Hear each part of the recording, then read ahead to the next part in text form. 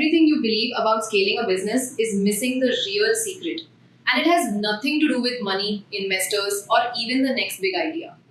It's about the choices you make when the path ahead is foggy. Today, I want to share lessons from a founder who built a company at 23 without a playbook and scaled it to impact over 1.8 million lives across 40 countries. So, stick around to hear the real choices that made all the difference. If you're an entrepreneur just starting out, you probably have 100 questions about scaling. How do I begin if I don't know the industry? How do I survive when funding dries up? How do I expand into new markets without losing focus? At 23, Akshat knew nothing about food manufacturing. He didn't know how to set up a plant, how to build quality systems, or how to even navigate regulations. What did he do? You just keep poking your nose. You hire one guy and you learn as much as you can. And you ask people, and then people usually help. According to NFHS 5, in India today, about 7 to 9 million children under 5 suffer from severe wasting. That's nearly 30 to 40% of the global burden. So you don't need a 10-year plan to begin, just 10 good questions. Don't wait to have the perfect knowledge. Start with curiosity. Lean on mentors and embrace the discomfort of not knowing. Akshat chose to build around purpose, tackling malnutrition. And here's the truth. Purpose has a compounding effect. His mission was clear.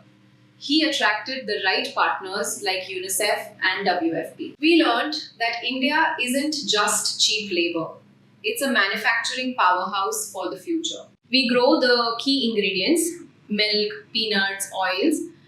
And yes, lower labor costs mean factories here can scale without over-automating. He wasn't importing cheap parts from foreign countries and assembling it here.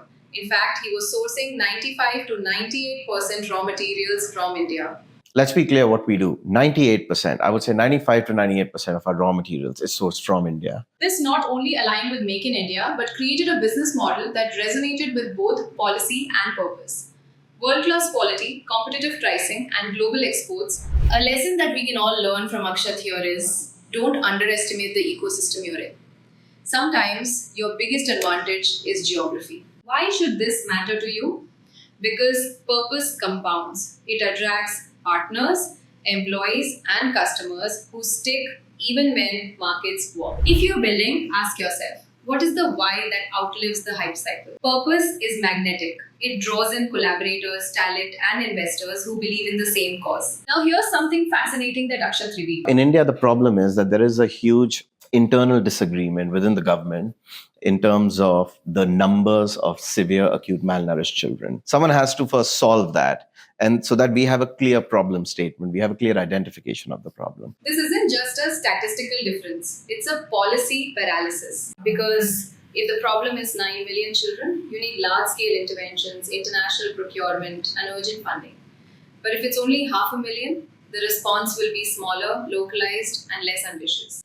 And that mismatch filters down to entrepreneurs, NGOs, and startups trying to work in this space. Why should you care as a founder? Because if your customer is the system, whether that's the government, NGOs, or global regulators, you need to know the data politics. Now let's talk about something most entrepreneurs underestimate: logistics under crisis. Imagine this.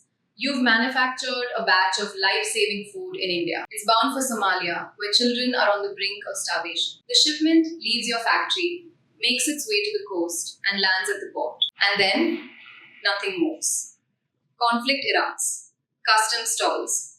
Weeks turn into months. When you're building products that travel across continents and conflict zones, price is not your first design constraint. Shelf life, water activity, oxygen exposure, packaging durability. These are not just technical footnotes. They are the difference between success and failure. And this isn't just for humanitarian food, whether you're making health snacks, pharmaceuticals, or nutraceuticals, the same principle applies.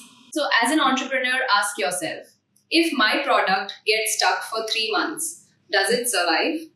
Or does it die before my customer ever sees it? The most important thing that we do, other than obviously making a low moisture, low water activity product, is to pack it in nitrogen flush pouches. We are able to deliver a shelf life of more than 24 months. Scaling isn't about hiring more clerks. It's about building systems that think faster than you do. When Akshat started, the back office was a mess of spreadsheets, reconciliations, and delays. He would ask for last month's sales figures, and it would take an analyst 2 days, sometimes a week, to pull, clean, and verify the numbers. Akshat explained how it took nearly 2 years to fully implement ERP across his company. So we got ERP implemented in our company in the past 2-3 years. Okay. It takes a while to Of get course your it does. company on an ERP platform. The good thing about having that ready is that now you can actually train AI, LLM, chatbots Of course. on that data. Painful, expensive, and frustrating, but worth every second. Because once the system was in place, everything changed. Data wasn't a bottleneck anymore. It became a springboard. Studies show that companies with strong digital infrastructure grow 2.5 times faster than those still stuck in manual processes. But here's the catch. Implementing ERP or AI early feels like overkill when you're small. You think, why do I need this now? I'll do it when I scale. But the truth is, you scale because you put the system in first. So ask yourself, what are the 2 or 3 tasks in your business that constantly drain time but add no real value? Those are the ones you need to automate today. But let's talk about the elephant in the room. Money. Humanitarian budgets are under pressure worldwide.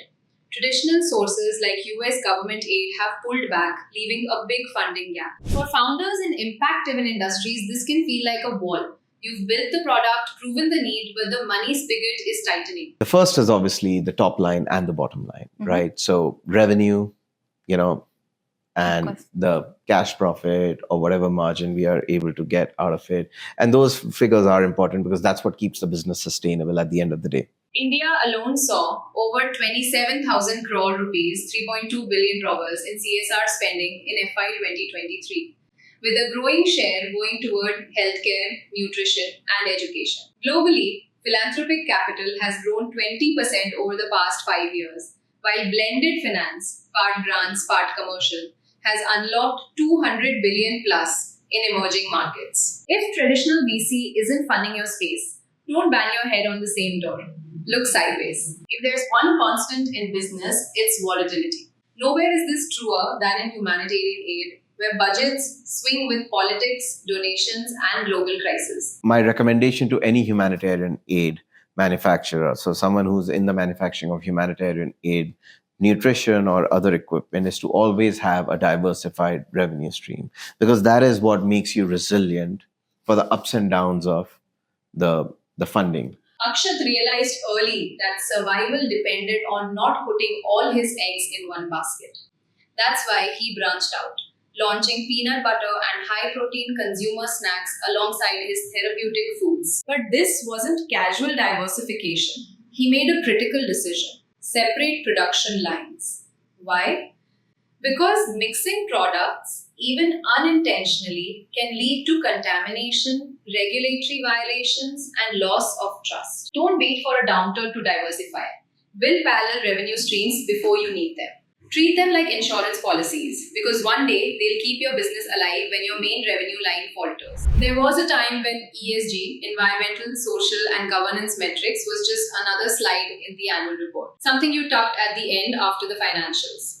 But those days are over. Today, ESG is a business passport. Without it, you don't even get a seat at the table. Akshat shared how large buyers, especially in Europe, now routinely ask for ESG dashboard, traceability of raw materials, carbon accounting, and sustainability measures. And here's the shift. They're not asking politely. They're baking ESG compliance into procurement contracts. If you can't prove your footprint, you're out. For a startup or scaling business, this might feel like overkill.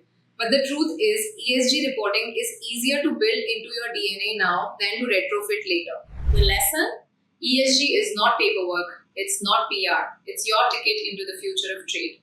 Without it, doors will close. With it, entire markets will open. One of my favorite takeaways from Akshat wasn't about packaging, supply chains, or even funding. It was about writing. For Akshat, writing isn't a side project, it's leadership training. And here's the truth. Great leaders are almost always great writers. Think about Jeff Bezos with his famous 6-page Amazon memos, or Warren Buffett's annual shareholder letters, or even Naval Ravikant's essays that turned into global frameworks. Writing isn't just communication, it's how leaders sharpen their thinking, align their teams, and transmit vision. So, at the end, guys, scaling is not just about speed. Speed without sturdiness is collapse. There's one choice every founder must make, but most avoid. From Akshat's journey, one truth shines through. Scale is not luck. It's not a magical market moment. It's the result of choices. Designing packaging that survives 3 months at a port, building systems that answer in seconds instead of days, creating parallel lines so volatility doesn't crush you, and embedding sustainability so markets open instead of close. And maybe my favorite line from him: sometimes you just have to shut your eyes and take the plunge. So here's the part I want you to remember: your business will either be future proof or it will be forgotten.